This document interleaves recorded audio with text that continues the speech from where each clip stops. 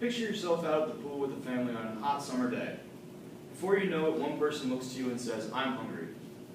Then the next thing you know, it snowballs and everybody's hungry.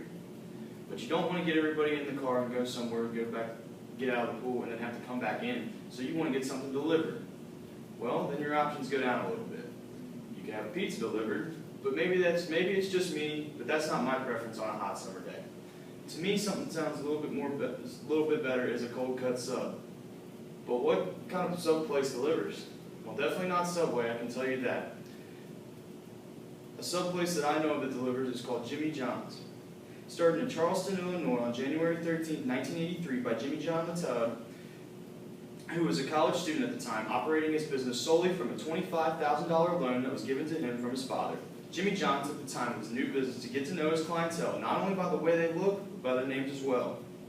After operating out of his first Jimmy John store in Charleston, Illinois for over a year, and seeing the success he had, Jimmy John decided college was not for him and went on to expand his Jimmy John's into a nationwide franchise. Although the history of Jimmy John's as a company is interesting in and of itself, that is not the reason I'm here. Currently, I'm a managerial employee at Jimmy John's franchise store. Throughout my year there as a manager, there have been many good, bad, and straight-up ugly observations that I have made about the operations of the company. By highlighting and analyzing some observations about Jimmy John's that they should continue doing, start doing, and stop doing, by doing this, my attempt is to hopefully inform you about the daily environment and what it's like to work for Jimmy John's, both good and bad. So, let's talk about what Jimmy John's does well and what they should continue doing. Their efficiency and simplicity in their kitchen is very, very awesome, especially when coming from a kitchen working in 5 years of experience at Greyhound Tavern, where there was 10 cooks on the line and prep stations all over the kitchen. Jimmy John's has one slicer, and it makes it very easy for preparation. The wait time at Jimmy John's is also very, very efficient because of the fact that their preparation is very nice. Their preparation for meals only takes about 1 to 2 minutes, while at Greyhound Tavern it took 10 to 15 minutes per meal and also took multiple people to do it. For this reason, I think Jimmy John's should continue doing things the way that they do it, efficiently, with good quality, and in a freaky fast manner. Also, too, I want to talk about staffing. Jimmy John's does a very good job with their staffing. They always have a manager there to prepare and deal with customer concerns and issues. They also have an in-shop employee, which is there to help the manager and assist them in closing the store. Also, too, along with the in-shop employee and the manager, there is a driver who takes all deliveries.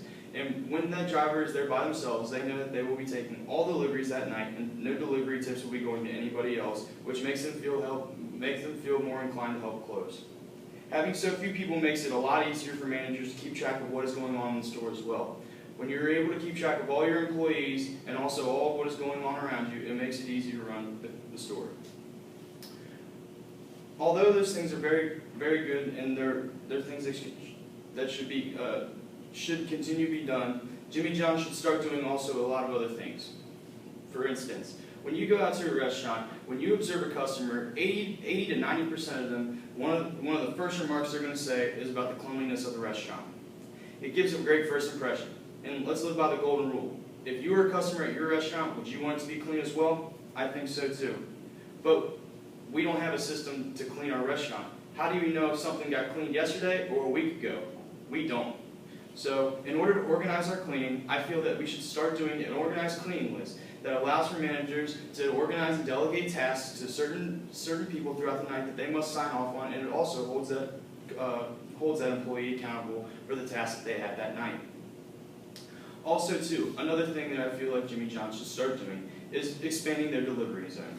There's a number of different subdivisions and cities throughout the city of Northern Kentucky.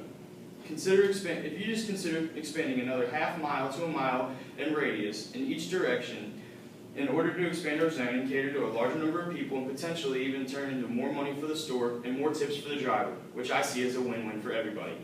Plus, I feel that a zone expansion to that degree would not hurt the amount of time the delivery driver spends on his runs. Now, there are some things that Jimmy John's does that I feel that they should stop doing.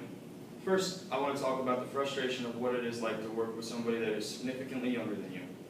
Yeah, I know, it's a restaurant job. What can you do? You need people. Sometimes young crowd is all you can get.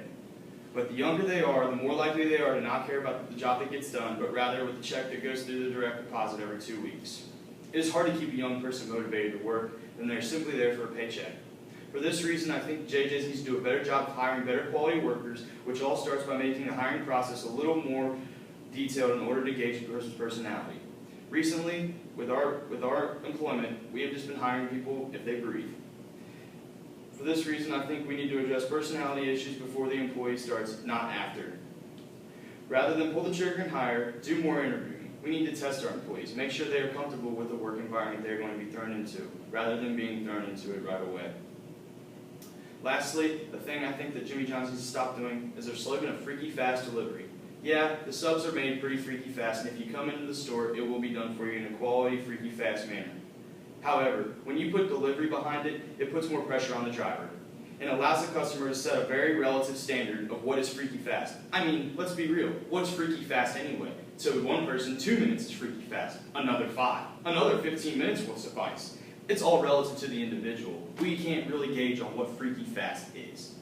Also too, by putting that pressure on the driver, it increases the dangers of the driver by advocating him to drive faster. That does not create a safe work environment, not only for the driver, but for the other people there as well. Because if that driver gets in a wreck, then that manager has to step up and be the driver, leaving the in-shop in there by himself. Overall, I am very pleased with the way the Jimmy John's franchise operates. By identifying through observations while working there as a manager that need to continue happening, start happening, and stop happening at Jimmy John's, I feel that management will really take the time to consider making slight changes in order to enhance the potential success of the company and a better customer experience, as Jimmy John would like.